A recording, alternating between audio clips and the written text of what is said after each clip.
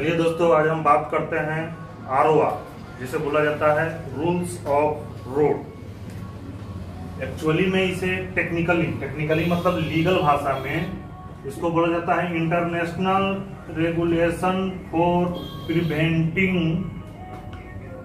Collisions at sea 1972। Rules of road को legally international regulation for preventing collision act sea 1972 बोला जाता है।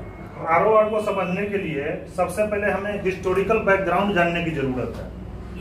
आप पूछिएगा कि भाई हिस्ट्री जानने की हमें क्यों जरूरत है? क्योंकि इससे आपकी अंडरस्टैंडिंग अच्छी होगी, पहली चीज। दूसरी चीज कि आपको हिस्टोरिकल बैकग्राउंड से 2-3 क्वेश्चन जो है ओरल में पूछे जाते हैं, और जो अच्छे सर्वेयर हैं वो ये क्वेश्चन पूछ देते हैं। तो आपको हिस्टोरिकल बैकग्राउंड आपको आना बहुत जरूरी है। अब देखिए, पहले के जमाने में भी शिप चलते थे। शिप जो है हजारों वर्ष पूर्व से चलती आ रही है, लेकिन पहले के जमाने में शिप बहुत कम चलती थी और बहुत छोटे होते थे शिप, जिसके कारण सी में कोई बहुत ज्यादा इशू नहीं था। पहले सेलर बहुत कम होते थे, बहुत गिने चुने जो लोग होते थे वो सेलर होते थे। जैसे वास्को डी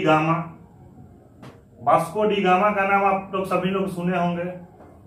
वो प्रथम यूरोपियन व्यक्ति थे, ये पुर्तगाल के थे।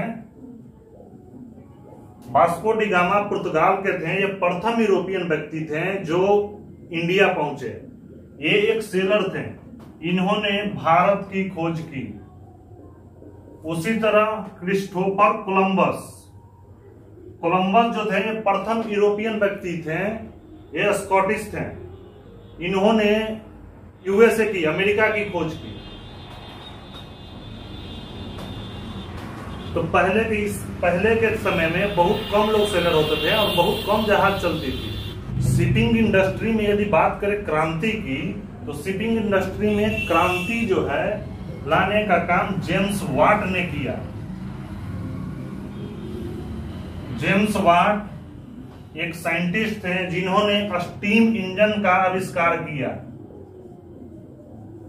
जब स्टीम इंजन की आविष्कार हो गई तब जहाज की संख्या जो है बढ़ने लगी और जहाज पहले के अपेक्षा बहुत बड़े बड़े आकार में बनने लगे। जो पहले के शिप थे, जो वास्को डी गामा, कोलंबस और इनके समय में जो स्टीम इंजन के आविष्कार के पहले के जो शिप होते थे वो सेलिंग वेसल होते थे।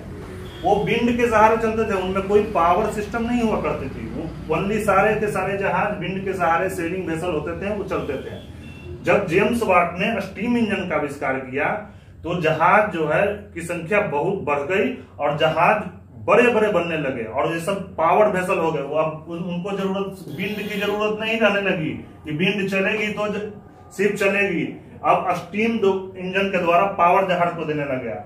और इसमें क्रांति का काम कोलोनियलिज्म ने किया,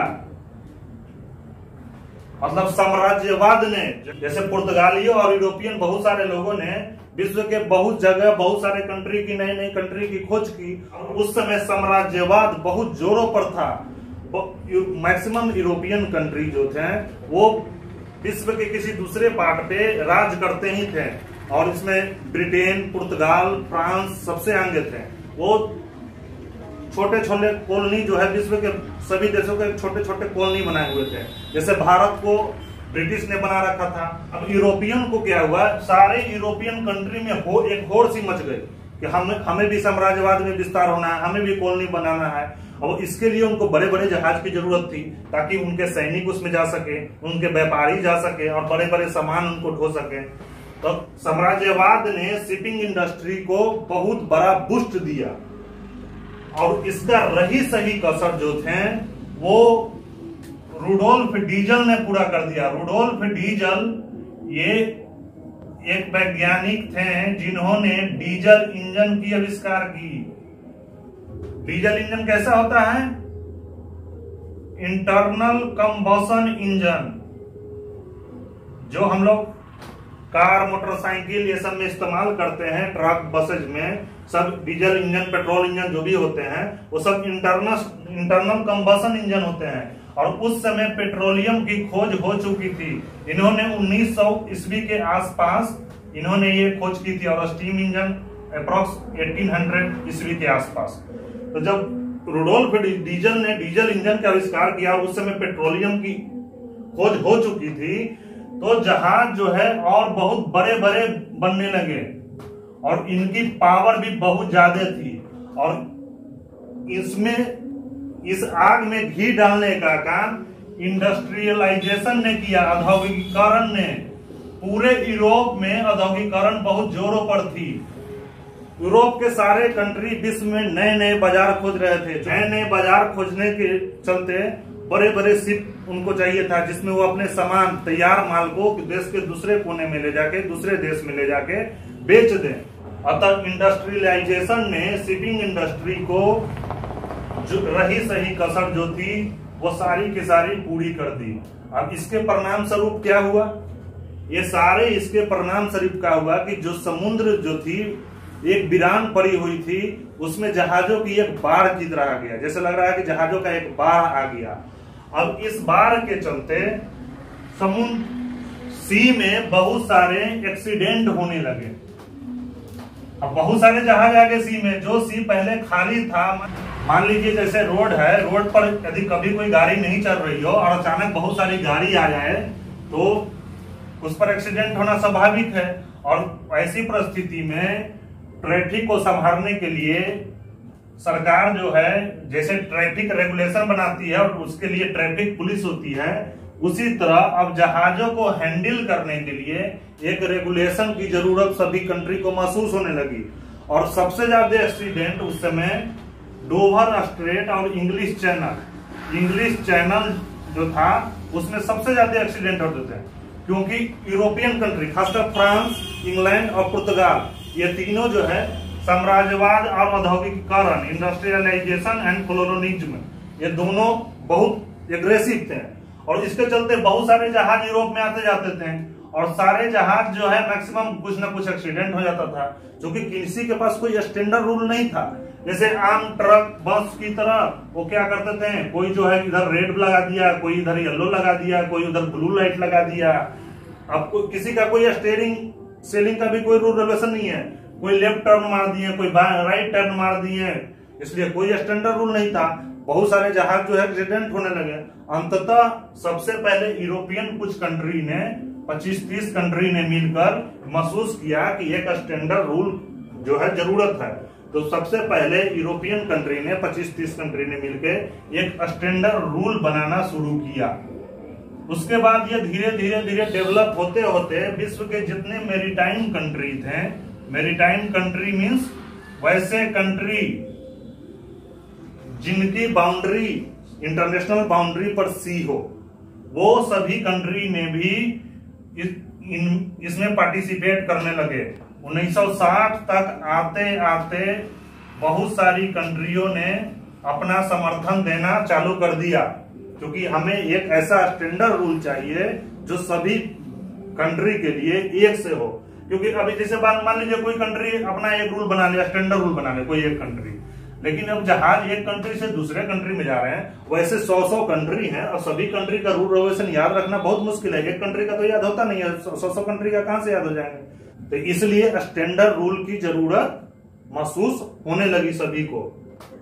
और 1960 तक आते आते लगभग सभी कंट्री जो है, मोस्टली वर्ल्ड के सारे कंट्री इंडिपेंडेंट हो गए थे। उस समय कॉलोनियलिज्म जो था, साम्राज्यवाद था, सब खत्म हो गया। जैसे 1947 में इंडिया इंडिपेंडेंट हो गया, उसके पहले और उसके बाद बहुत सारे विश्व के बहुत सारे कंट्री जो है इंडिपेंडेंट हो गए, आजाद हो गए। जो पहले किसी न किसी कंट्री का फ्रांस, ब्रिटेन, पुर्तगाल, ये सब जो फेमस थे, फिर बाद में आके जापान भी इसमें साम्राज्यवाद में कूद गए थे, जापान और जर्मनी भी। मोस्टली सारे कंट्री जो है वो इंडिपेंडेंट हो गया और सभी अपना अपने इंडिपेंडेंट सोच जो है विश्व के सामने देने लगे। और उस समय यूएन का भी गठन हो चुका था।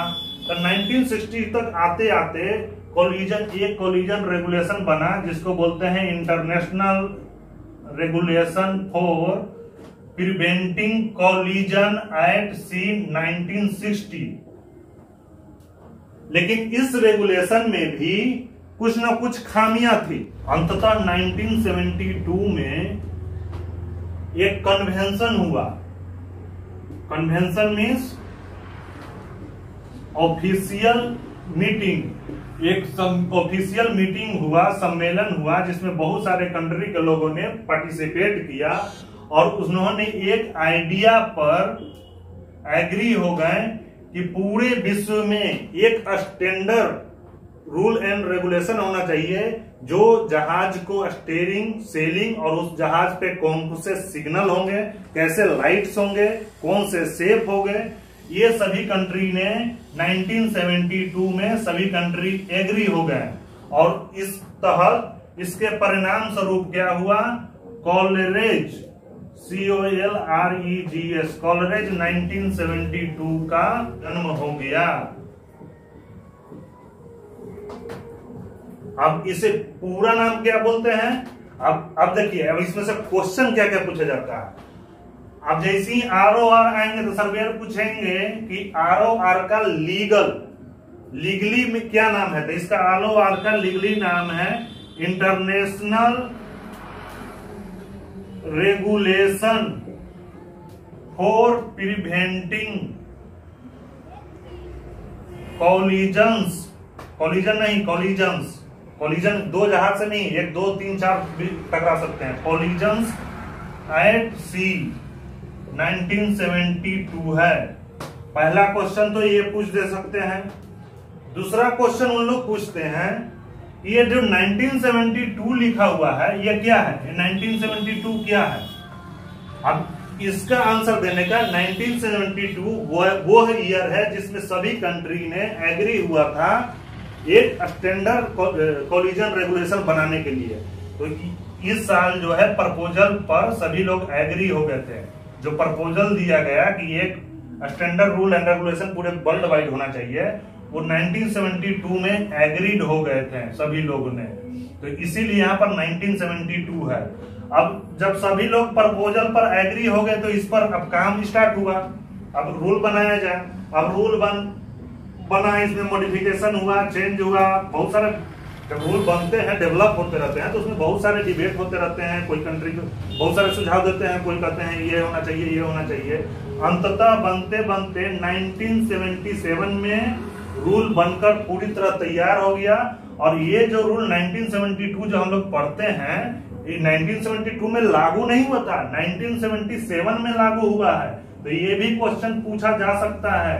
जो हम international regulation for preventing collision at sea 1972, जिसको शॉर्ट में बोलते हैं कॉलरेज, कॉलिजन रेगुलेशन 1972, ये जो है इन फोर्स है 1977 में। 1972 नहीं, 1972 में प्रोपोजल एक्सेप्ट किया गया कि हमें एक स्टैंडर्ड रूल की जरूरत है।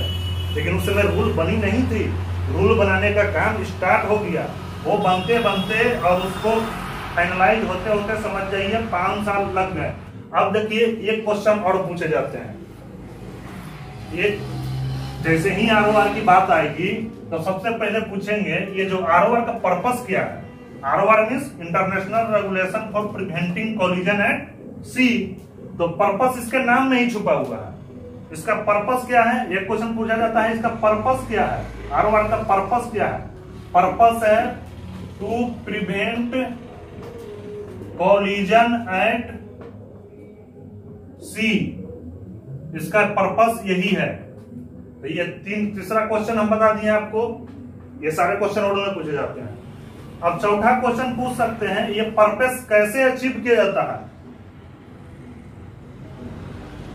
हाउ अचीव, ये पर्पस जो है टू प्रिवेंट कॉलिजन एट सी, इसके लिए जो ROR बना है वो पर्पस कैसे अचीव किया जाता है।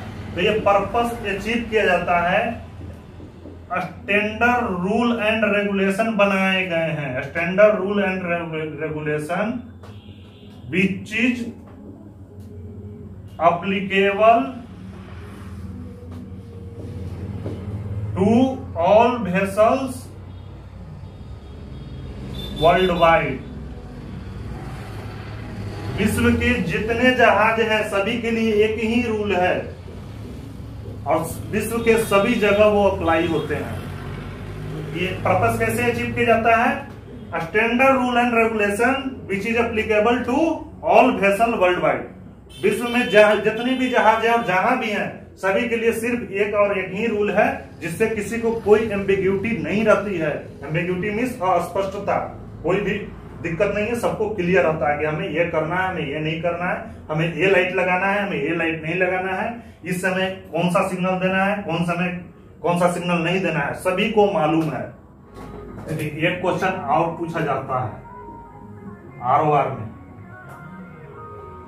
क्वेश्चन पूछ देंगे और इस क्वेश्चन का एक्जुलरी क्वेश्चन भी है, मतलब सब्सिडरी क्वेश्चन भी है। इसी क्वेश्चन में जो आंसर दोगे उसी से सब्सिडरी क्वेश्चन भी पूछ दिए जाते हैं, तो मैं वो भी समझा दे रहा हूँ। इसलिए हमें बताया था कि हिस्टोरिकल बैकग्राउंड समझना आपको बहुत जरूरी है।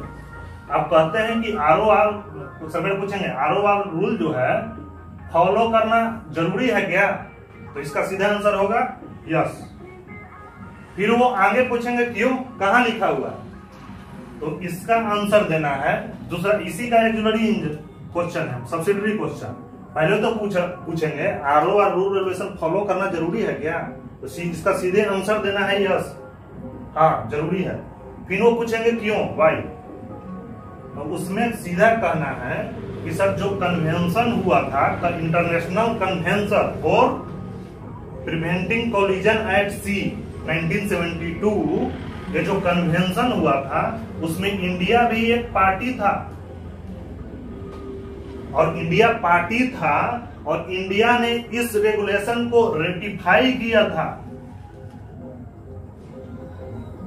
इसलिए हमें फॉलो करना, ROR के फॉलो करना हम लीगली बाइंड है। यदि नहीं करते हैं तो कानूनन यह अपराध है। अब इसका फिर सब्सिडरी क्वेश्चन पूछेंगे, वो रेटिफिकेशन क्या होता है।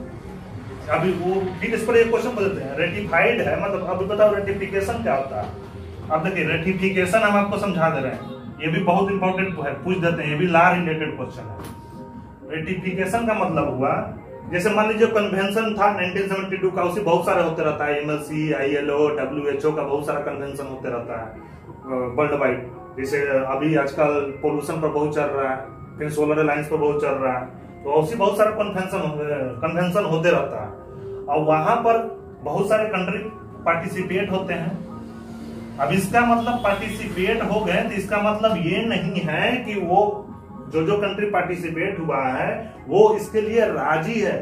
हम इंडिया का कोई रिप्रेजेंटेटिव गया होगा, मान लीजिए चले गए ट्रांसपोर्ट मिनिस्टर, वहां पर गए होंगे 1972, मान ले गए होंगे, हमको आइडिया नहीं है कौन गए थे, वहां पर जाके पार्टिसिपेट किया, या कोई भी डेलीगेशन गए होंगे वहां जाके पार्टिसिपेट किया।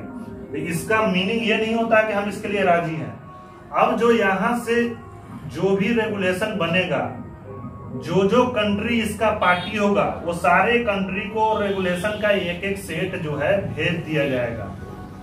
और जो कंट्री अपने पार्लियामेंट में, अपने संसद में, जो कंट्री अपने पार्लियामेंट में ये लॉ जो है पास करा देगी, जैसे इंडिया में कैसे लॉ बनता है, अभी हाल फिलहाल में 3 कृषि कानून जो है, एग्रीकल्चर लॉ और जीएसटी एक्ट जो है और एग्रीकल्चर एक्ट है, 3 वो तो सबको मालूम है, इतना बवाल हुआ है। ये कैसे पास होता है, पहले पार्लियामेंट में जाता है, पार्लियामेंट के दोनों सदन पास करती है, लोकसभा राज्यसभा, उसके बाद प्रेसिडेंट का एसेंट होता है, उसके बाद वो लॉ बनता है। उसी तरह जो इंटरनेशनल ऑर्गेनाइजेशन है, जो इंटरनेशनल ऑर्गेनाइजेशन के तहत जो भी एक्ट आते हैं, वो एक्ट पार्लियामेंट के थ्रू पास करा दिया जाता है, तब ये माना जाता है कि उस कंट्री ने ये रेगुलेशन रेटिफाइड कर दिया है और ये कंट्री इस रेगुलेशन का पार्टी है, मतलब उसका भी वो इंटरनल लॉ है। ये नहीं है कि वहां पर गए, मान लीजिए मनमोहन सिंह गए या मोदी जी गए और वहां साइन कर दिए तो हमारा एग्रीमेंट हो गया, ऐसा नहीं होता है। वो यहाँ पर पार्लियामेंट में आएगा, पार्लियामेंट में भी इस पर सारे सांसद, पक्ष विपक्ष जितने दल हैं इस पर बहस करेंगे, क्या अच्छाई है क्या बुराई है, हमें पास करना चाहिए नहीं पास करना चाहिए, हमें फायदा है कि लॉस है।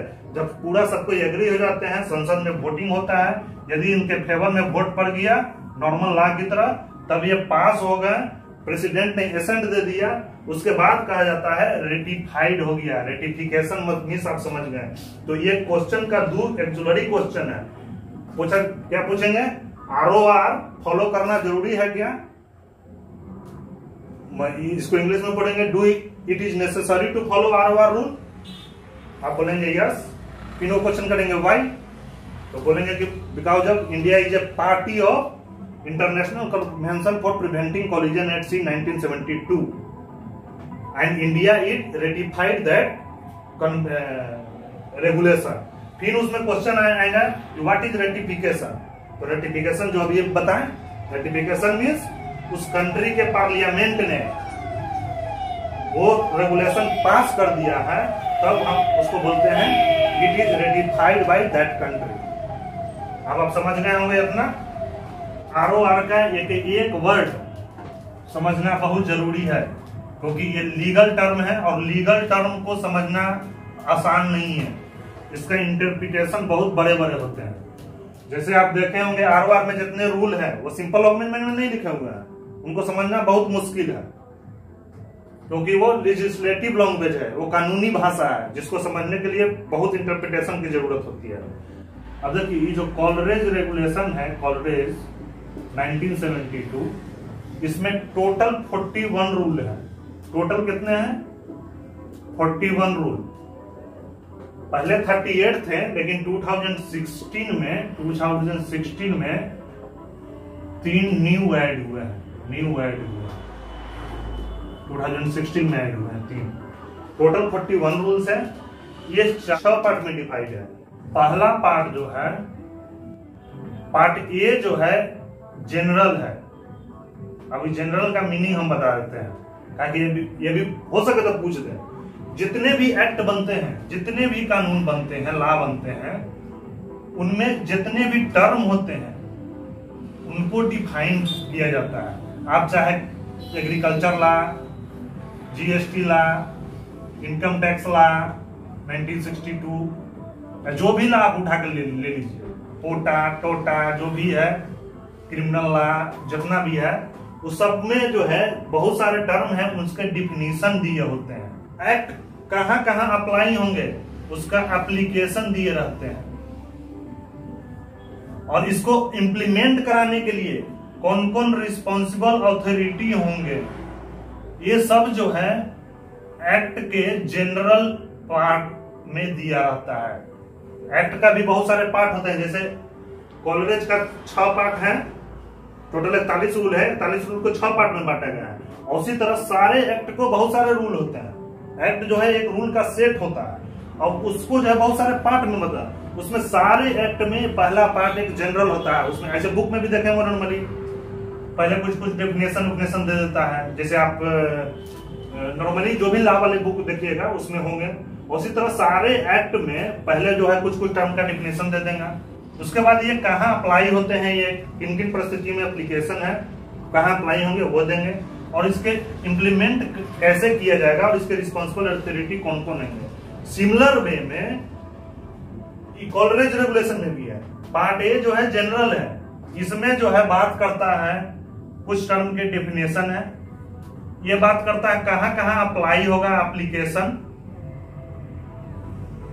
और इसको इम्प्लीमेंट कराने के लिए रिस्पॉन्सिबल अथॉरिटी कौन कौन है, कौन कौन रिस्पॉन्सिबिलिटी किन पे आएगी।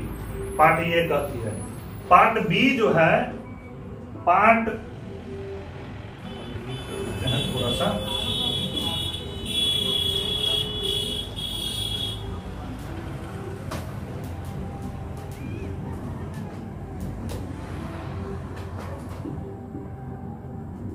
पार्ट बी जो है स्टेयरिंग एंड सेलिंग रूल्स है।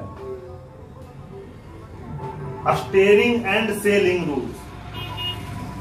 सेलिंग रूल्स कब होगा? जब सेलिंग वेसल है उसके लिए। लेकिन जैसे जैसे स्टीम इंजन और मोटर पावर्ड इंजन जो आ गए, उसके कारण क्या हो गए, सभी जहाज पावर्ड वेसल हो गए। अब पावर्ड वेसल को चलाने के लिए विंड की जरूरत नहीं है, उसके पास स्टीयरिंग होगा, अपना खुद पावर है, जिधर मर्जी जिधर घूम जाएगा। तो इसके लिए स्टीयरिंग रूल भी चाहिए, कब किधर घूमना है, कितना स्पीड रखना है, वो सब पार्ट बी में दिया हुआ है। पार्ट बी को बोला जाता है steering and sailing rule. Part C जो है वो लाइट्स एंड शेप के बारे में बात करता है। जहाज पे नाइट में लाइट कैसा लगाना है, उसका पोजीशन कहाँ होना चाहिए, किस कलर में होना चाहिए, कितना आर्क तक विजिबिलिटी होना चाहिए, कितनी दूर तक दिखनी चाहिए, ये सब पार्ट सी में बताया हुआ है। पार्ट डी में जो है लाइट्स एंड साउंड सिग्नल के बारे में बताया गया है। जैसे गाड़ी से हम जाते हैं तो हॉर्न दबाते हैं ना, रात में फ्लैश मारते हैं ना, डीपर मारते हैं, फ्लैश मारते हैं, उसी तरह जहाज भी जो है लाइट सिग्नल देती है, साउंड सिग्नल देती है, 2 blast, 3 blast, prolong blast, short blast, उसी तरह बहुत सारे लाइट एंड साउंड सिग्नल जहाज भी देती है। उसका वर्णन जो है पार्ट डी में किया गया है। पार्ट ई जो है एग्जम्पशन है। एग्जम्पशन मतलब छूट। कुछ जहाजों को छूट दी गई है, कॉलरेज 1972 नहीं फॉलो करे कोई बात नहीं है। ये छूट मेनली उन लोग के लिए है जो जहाज 1977 से पहले बने हैं। मतलब 1972 जो रूल है 1977 में इन्फोर्स हो गया, और इसके इन्फोर्स होने से पहले जो जहाज बने थे पुराने जहाज, उसको कुछ हद तक छूट दी गई है। और ये छूट किसके लिए है? Light and shape, light and sound signal, इसके लिए नहीं है। स्टीयरिंग एंड सेलिंग रूल के लिए नहीं है, ये भी ध्यान दीजिएगा। तो एग्जम्पशन हम अभी बता दे रहे हैं। एग्जम्पशन से यदि क्वेश्चन आएंगे तो सिर्फ यही आएगा एग्जम्पशन में है क्या। और छूट जो है किस किस बातों के लिए दी गई है? वो जहाज का लाइट और शेप में कुछ छूट दी गई है, और लाइट एंड साउंड सिग्नल में कुछ डिस्काउंट दे दी गई है, ताकि वो जो है पुराना जहाज है इतना कंप्लाई नहीं कर सकता है, इसीलिए वो दे दी है। कैसे नया APDS आया है, AIS आया है, तो पुराने जहाजों को कुछ छूट दी गई थी, उसी तरह है। VDR के लिए कैसे SVDR आया हुआ है। जो पुराने जहाज हैं वो नए वर्जन से कंप्लाई नहीं कर सकते हैं। अब वो क्या करेंगे, वो जहाज को पूरा तो स्क्रैप कर नहीं देंगे, हड्डी लॉस होगा, उसके लिए कुछ डिस्काउंट दे दिया जाता है।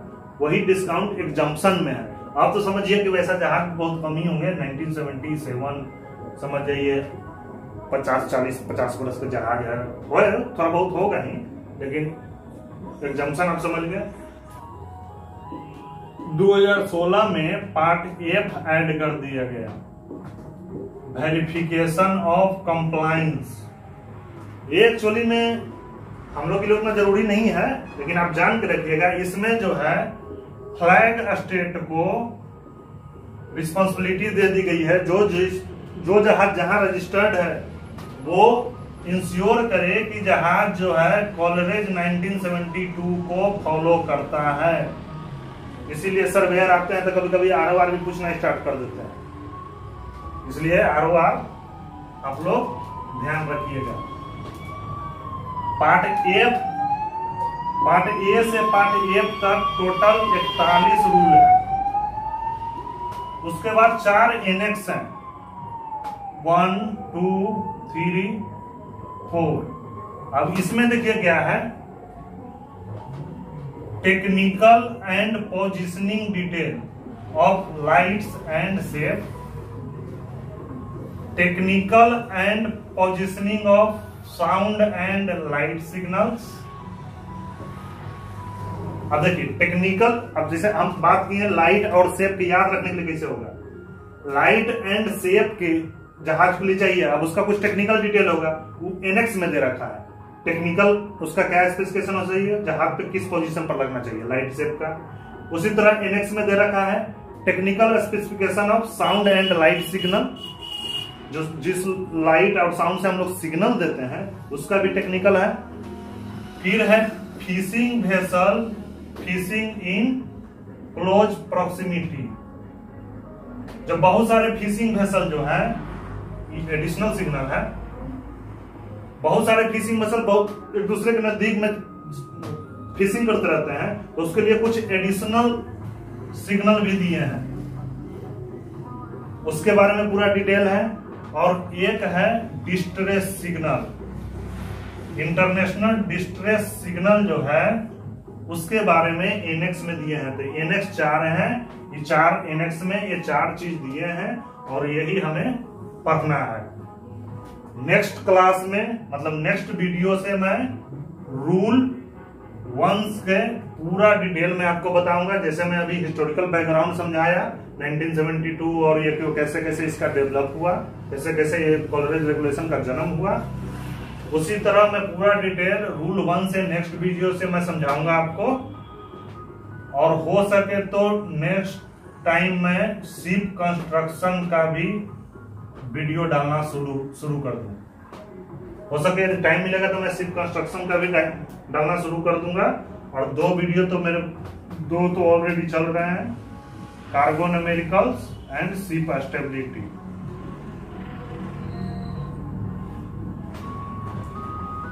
चलिए, thank you, thanks for watching the lecture. यदि मेरा काम पसंद आ रहा है तो चैनल को सब्सक्राइब करें, वीडियो को लाइक करें और दूसरे मित्रों को शेयर करें।